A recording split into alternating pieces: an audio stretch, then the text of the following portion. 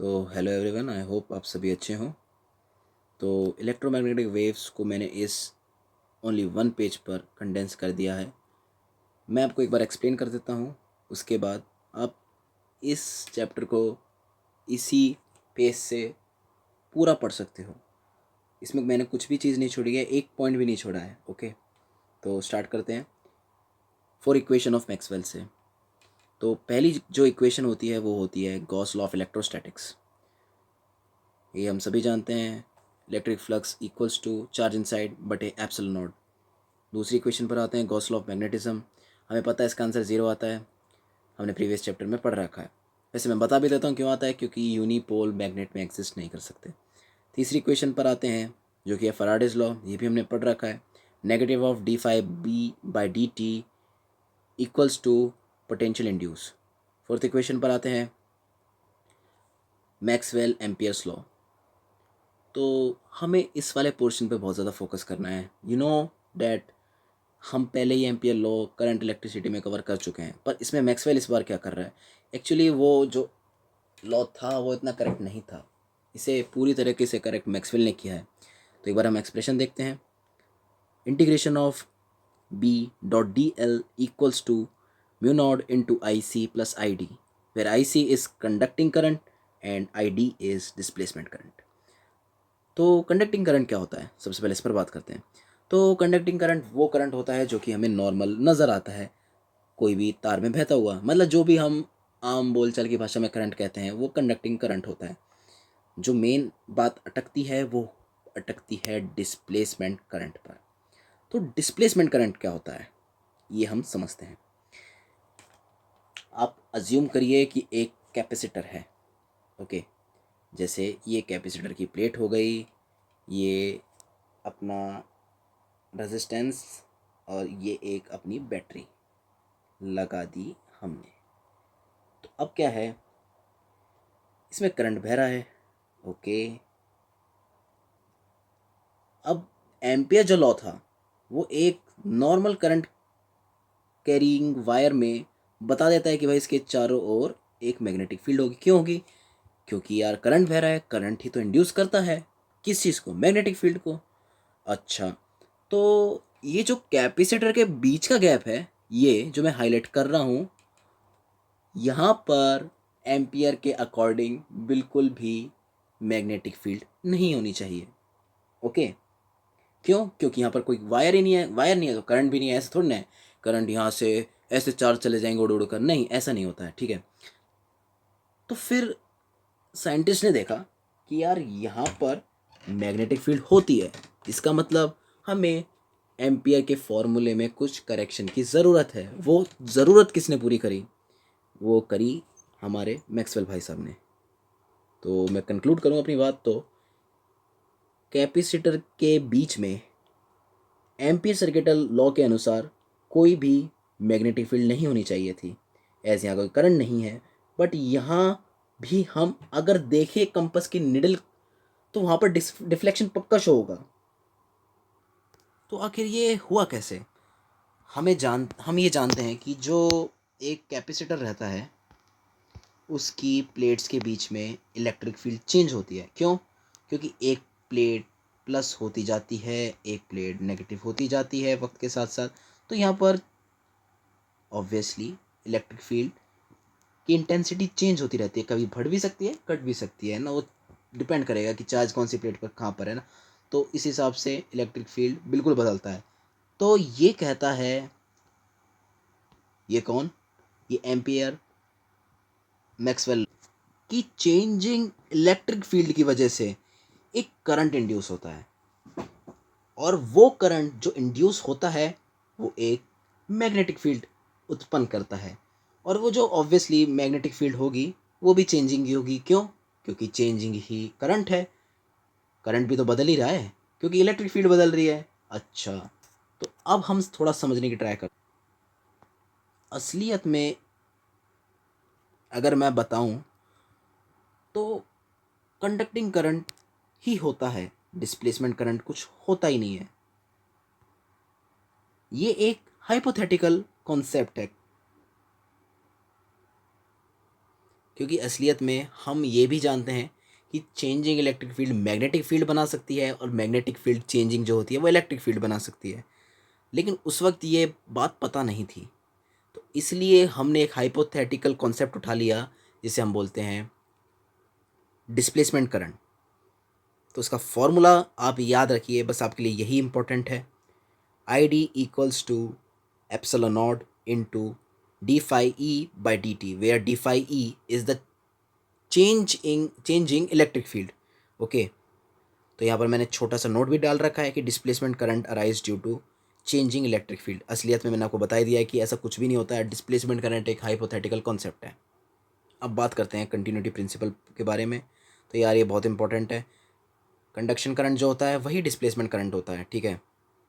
ये आपको ऐसे सवाल आएंगे कि भाई इसमें डिस्प्लेसमेंट करंट बताओ, तो उसमें जो भी आपको नॉर्मल करंट का फॉर्मूला पता है ना वही सेम लगाना, मतलब इनमें कंफ्यूज मत होना। जैसे ही आपको करंट की वैल्यू पता लगेगी तो आप डिस्प्लेसमेंट करंट में वही चेपिए आना, कुछ भी प्रॉब्लम नहीं होगी। सिंपल करंट निकालना जो भी आपको आता है ना, जैसे भी निकालना उस क्वेश्चन में करंट वही चेपिए आना। तो यही होता है हमारा कंटिन्यूटी प्रिंसिपल का यूज़। अब आ जाते हैं मैग्नेटिक फील्ड इन कैपेसिटर। ओके, तो इसमें एक सी पॉइंट है, एक बी पॉइंट है और एक ए पॉइंट है। थोड़ा सा धुंधला आ रहा है, थोड़ी देर में सही हो जाएगा। तो इनकी रिस्पेक्टिव आप देख लेना फॉर्मूला, यार ये तो अब रटने की बात ही है। ये आता है मुझे पता है डिस्प्लेसमेंट यही वाले से, कौन सा फॉर्मूला, ये मैक्सवेल एम्पियर्स लॉ, तो इससे डिराइव हो जाएगा ये। वैसे मैं दिखाऊंगा नहीं आपको कर कर, क्योंकि हमारे पास टाइम कम है। ये नीट में अक्सर पूछा नहीं जाता, पर हाँ जेई के लिए आप देख सकते हो। तो अब हम आते हैं इसके मेन टॉपिक पर इस पूरे चैप्टर के, वो है बेसिक्स ऑफ ईएम वेव्स।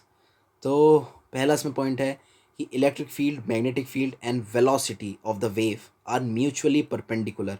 ये आपस में बिल्कुल परपेंडिकुलर होते हैं। दूसरा है point, direction of EM wave is given by electric field cross magnetic field. Okay, इस पर कितनी बार ही नीट में सवाल आ चुका है मैं आपको बता ही नहीं सकता, इतनी बार आ चुका है। तीसरा पॉइंट है EM wave travel with speed of light that is 3 × 10⁸। और ये कुछ बेसिक फार्मूले हैं, ये हम सभी जानते हैं, ऑप्टिक्स से जानते हैं। और तो हमने 11th में भी वेव पढ़ी है ना, वहाँ से भी हमें पता है। ये रिफ्रैक्टिव इंडेक्स के सर्कुलर मोशन में भी हमने ये वाले फार्मूले पढ़े होते हैं कुछ कुछ तो, ठीक है। जैसे ओमेगा वाला पढ़ रखा है, ठीक है।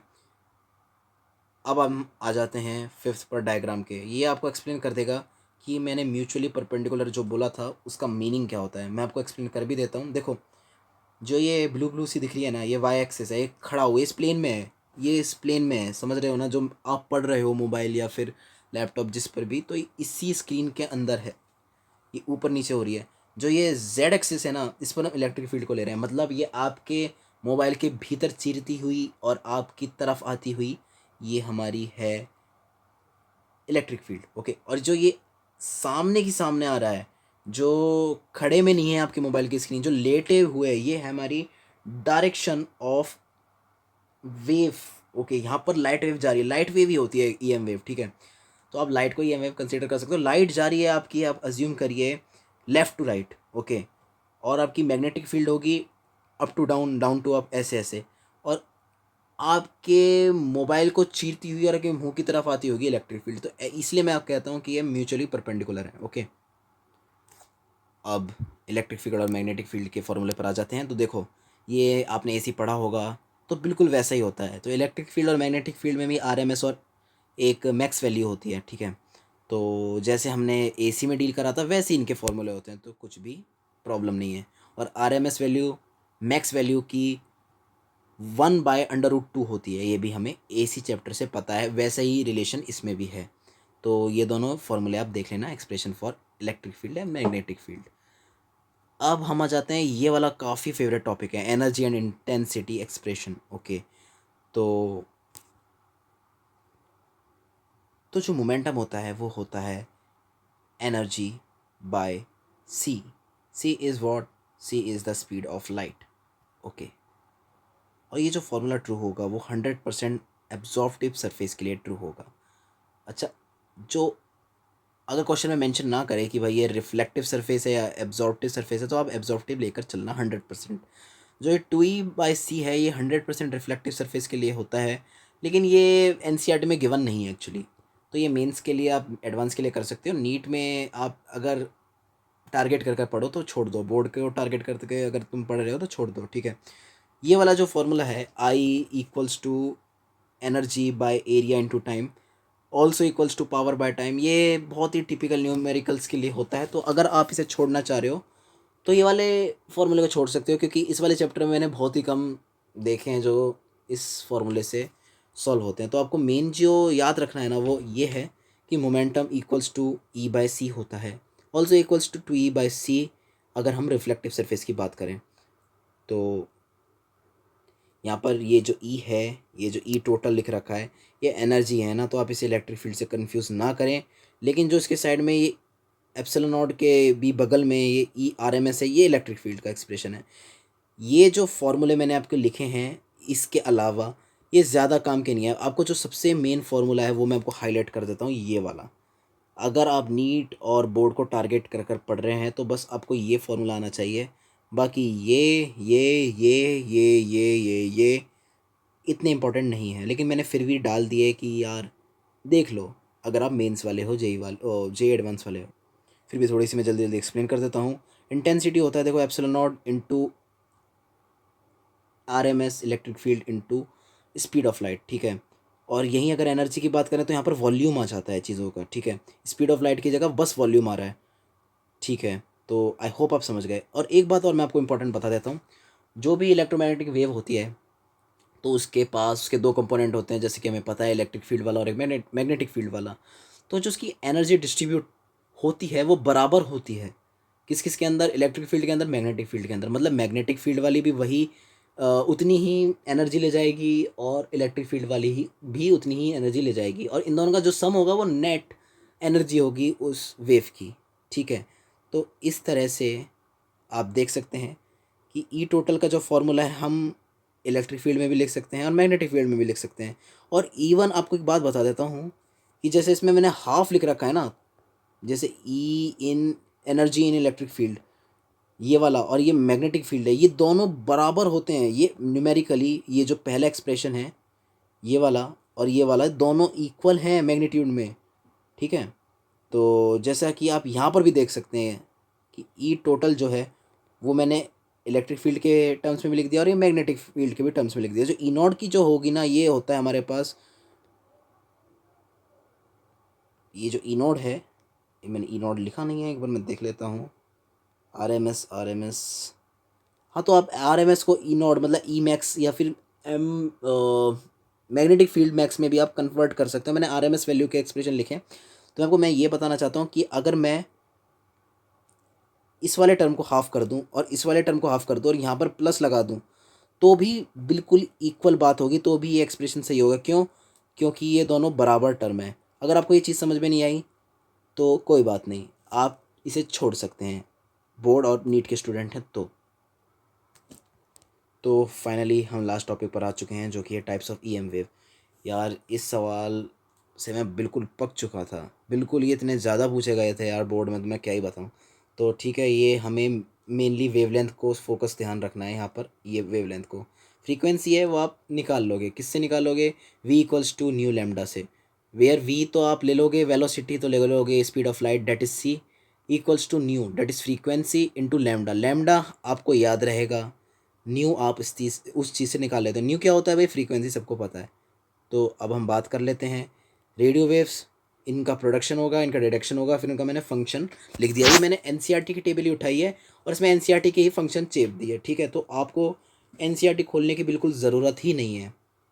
जो जो मैंने पॉइंट लिखे हैं अपने हैंड राइटिंग में वो NCERT की इस टेबल में गिवन नहीं थे, पर इंटेक्स्ट NCERT में था और वो इम्पोर्टेंट था, इसलिए मैंने लिख दिया, ठीक है। तो मैं ये तो क्या ही बताऊँ, प्रिंटेड है। मैं आपको फिर भी अगर मेरी हैंडराइटिंग समझ में नहीं आएगी तो मैं आपको फंक्शन बोल देता हूँ। रेडियो वेव के मैंने फंक्शन लिख रखे हैं।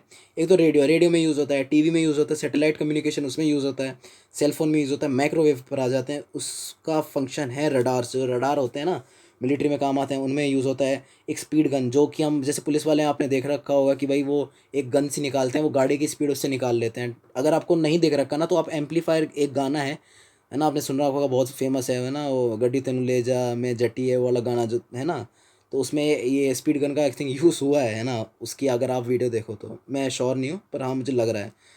ओके, ओवन में यूज़ होता है माइक्रोवेव। इंफ्रारेड में क्या होता है, देखो रिमोट नहीं चलाते, वो जो भी उससे रोशनी निकलती है ऐसे थोड़ी ना कि भाई ऐसी हवा में कुछ भी हो रहा है, वो इंफ्रारेड ही छोड़ रहा है।